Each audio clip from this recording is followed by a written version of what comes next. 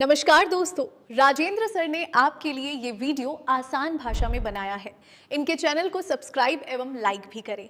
सोचिए, किसी परिवार को जोड़े रखने की सबसे कीमती चीज क्या हो सकती है? शायद प्यार या फिर भरोसा। लेकिन क्या हो अगर वो चीज झूठ हो? छोटे छोटे झूठ जो हर रोज दोपहर के खाने पर बड़ी सावधानी से परोसे जाते हो। वाह। आज हम अमरकांत की कहानी दोपहर का भोजन की दुनिया में उतर रहे हैं। हमारे पास जो स्रोत हैं उनमें लेखक का एक परिचय और कहानी का पूरा पार्ट शामिल है।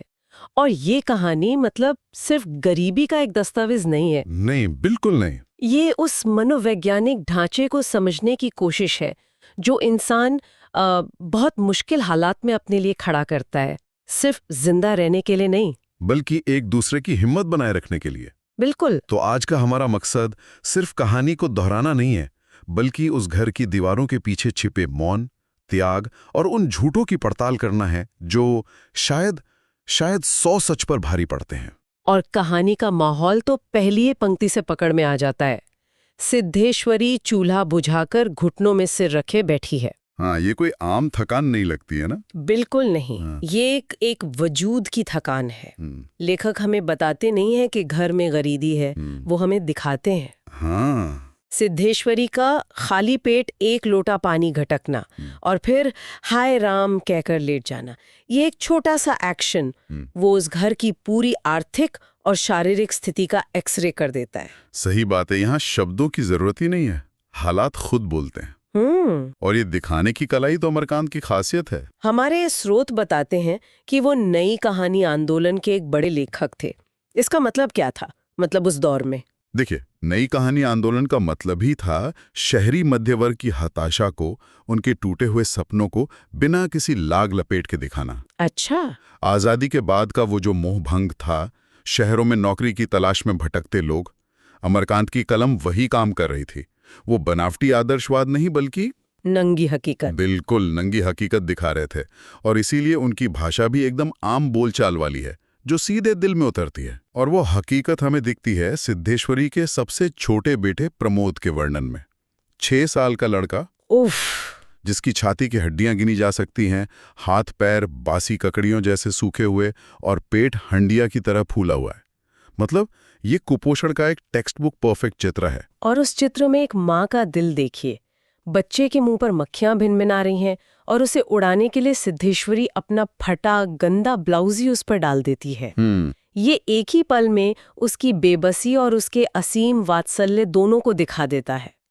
उसके पास बच्चे को देने के लिए एक साफ कपड़ा तक नहीं है, लेकिन उसकी ममता फिर भी अपना रास्ता खोज लेती है। इसी माहौल में घर के बाकी सदस्य एक एक करके खाने आते हैं और यहीं से कहानी का सबसे दिलचस्प पहलू शुरू होता है, झूठ का ताना बाना। हाँ, सबसे पहले आता है बड़ा बेटा रामचंद्र। उसे खाने में मिलती है 2 रोटियां, कटोरी भर पतली दाल जिसे लेखक पनियाई दाल कहते हैं, मतलब पानी जैसी दाल। हाँ, और थोड़ी चने की तरकारी। पर यहीं से सिद्धेश्वरी एक आर्किटेक्ट की तरह काम करना शुरू करती है। वो एक ऐसी झूठी दुनिया बना रही है जिसमें सब कुछ ठीक होने का एक भ्रम हो। रामचंद्र जब मंझले भाई मोहन के बारे में पूछता है तो वो ये नहीं कहती कि वो कहीं आवारागर्दी कर रहा होगा। वो कहती है किसी लड़के के यहाँ पढ़ने गया है, आता ही होगा। और फिर उसकी तारीफों के पुल बांध देती हैं। हाँ, उसकी तबीयत 24 घंटे पढ़ने में ही लगी रहती है। यहाँ एक सवाल मेरे मन में आता है, क्या सिद्धेश्वरी ये झूठ सिर्फ परिवार को जोड़ने के लिए बोल रही है या फिर अपने बेटों की नाकामियों पर पर्दा डालने के लिए भी? बहुत अच्छा पॉइंट है। रामचंद्र भी तो सिर्फ प्रूफ रीडर ही सीख रहा है, कोई पक्की नौकरी तो नहीं कर रहा। ये एक दो धारी तलवार है।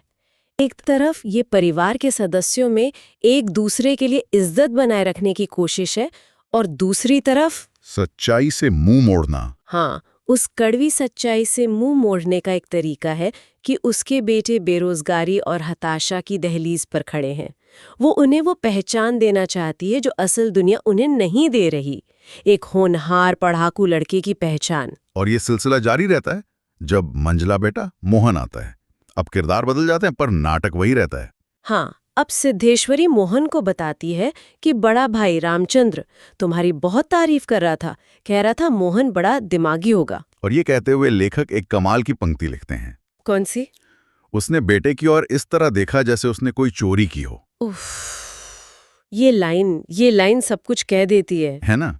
वो एक चोर की तरह महसूस करी क्योंकि वो उम्मीद चुराकर उसे दे रही है जो असल में मौजूद ही नहीं है। ये वो वाला एहसास है जब आप किसी की मदद के लिए झूठ बोलते हैं और आपको पता होता है कि ये सही नहीं है, पर आपके पास कोई और रास्ता भी नहीं है। तो क्या परिवार के बाकी लोग इस झूठ को सच मान रहे हैं? मुझे तो नहीं लगता। नहीं, मुझे भी नहीं लगता। ये एक सामूहिक नाटक है, एक मौन समझौता।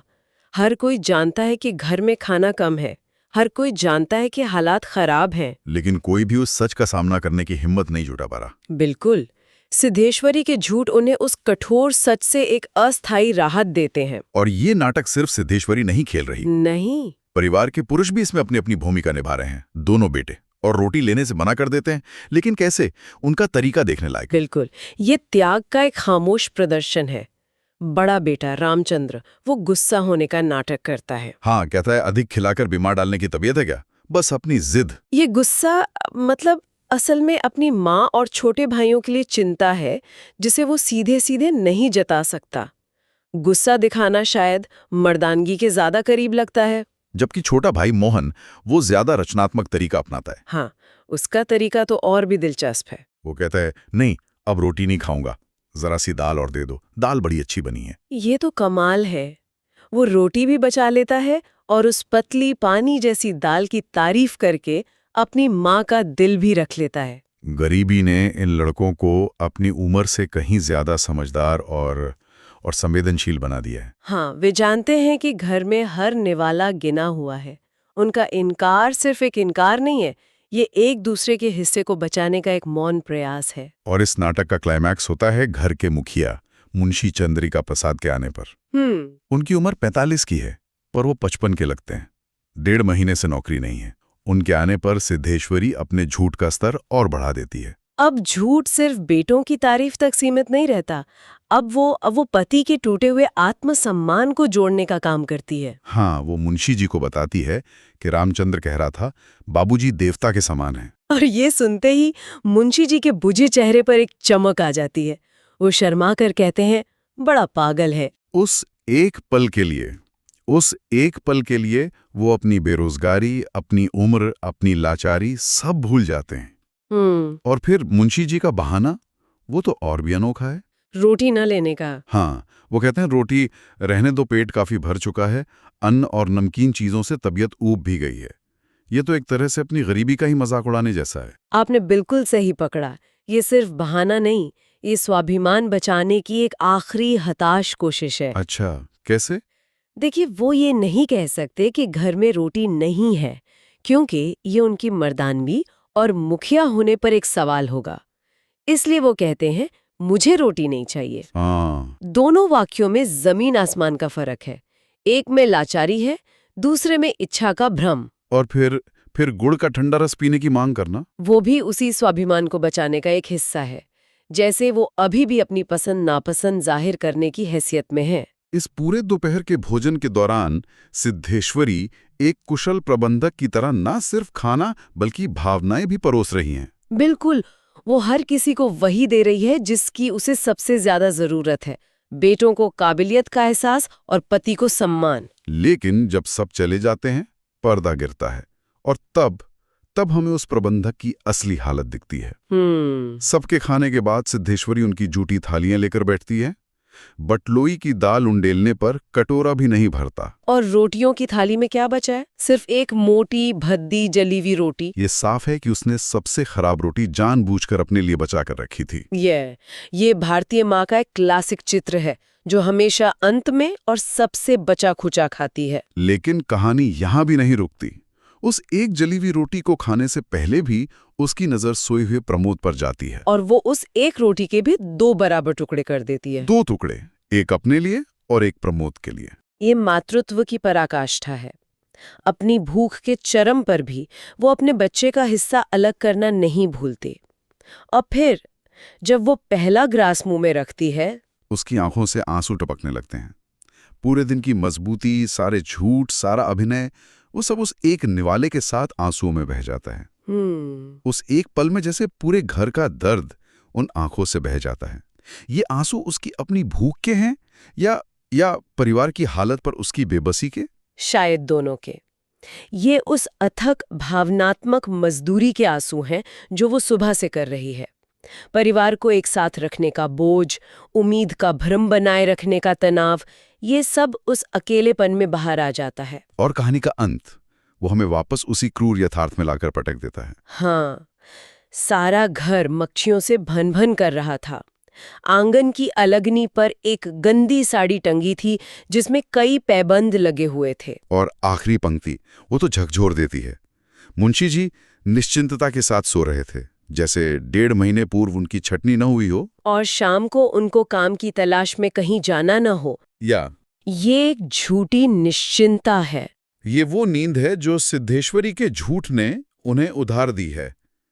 सिद्धेश्वरी ने अपने पति को जो सम्मान और उम्मीद की खुराक दी थी, उसी ने उन्हें कुछ घंटों के लिए अपनी हकीकत भुलाने की ताकत दी है।